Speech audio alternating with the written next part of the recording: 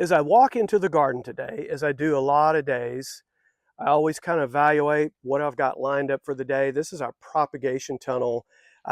This is for the fall. We've got our Swiss chard.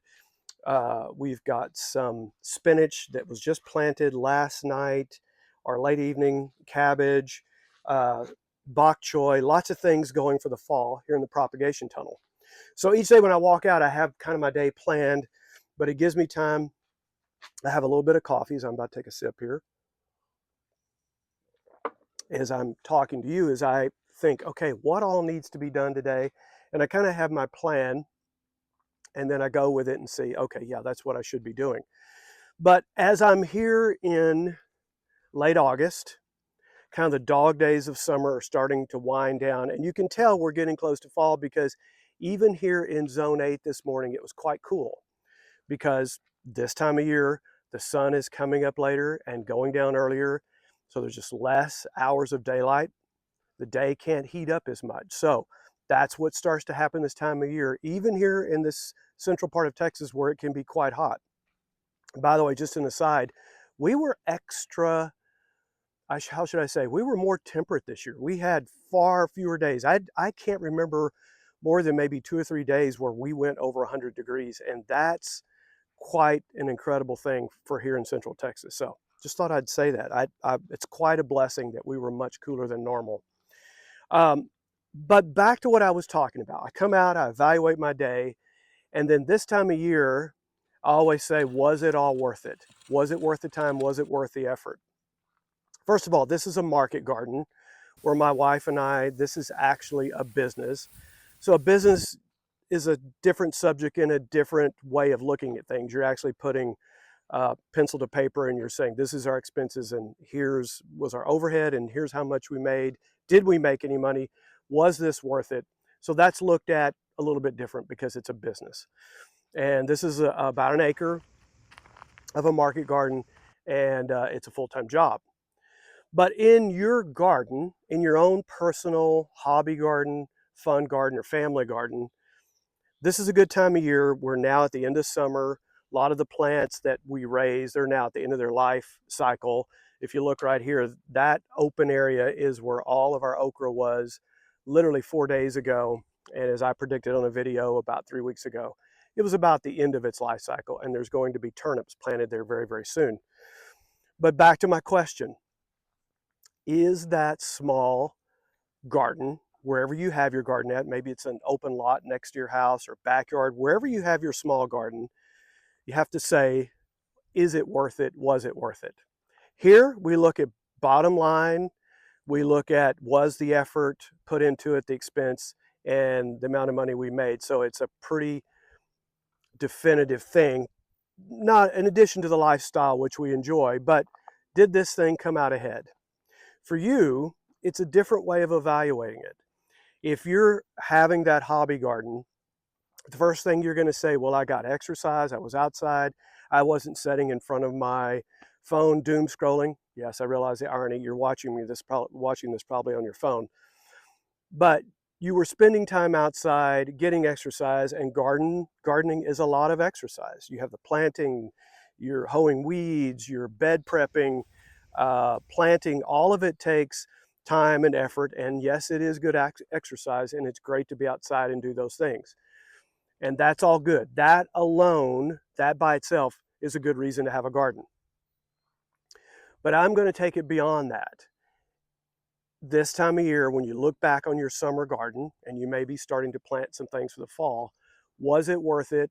Was it a good thing to do to have my garden? And I'm going to be honest with you, for a long time when I was in the corporate world, my wife would plant some gardens.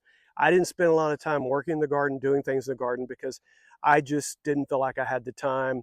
And when I got through with a long day, I didn't want to go out and mess with it. She did. She was a teacher. And as anybody who teaches, that is an exhausting thing to do, to be a teacher. She still had a garden. And you have to give her a lot of credit for doing that. There's times I got a little involved with the garden, but not that much. Learned a few things about it, but not in depth. But here's the thing. When you look back on your year, and let me say this up front, if it was your very first year to garden, Don't evaluate it just yet, because the first year is a lot of effort, a lot of time. You've got to clear out that area in your backyard or wherever. You may rent a rotiller, and we always recommend a no-till system is the best way to go with a garden. Use a rotiller one time to clear that area, break up that soil. Maybe you put down cardboard with compost on top of it the very first time. Cardboard's a good way to go to keep the weeds down for the very first time you plant. We didn't do that out here because it was a very large scale that we had to go, but it can be done that way. So all that aside, that first season, there's a lot more effort just getting the garden laid out and set up, the size, putting down the very first time you're putting down your compost, setting up those rows, the length of rows, width of rows, all those things. So you're at season 2, season 3, where you have a garden that's established, and you say, was it worth it? Was it worth the time? And my contention is it very well can be worth the time, and here's why.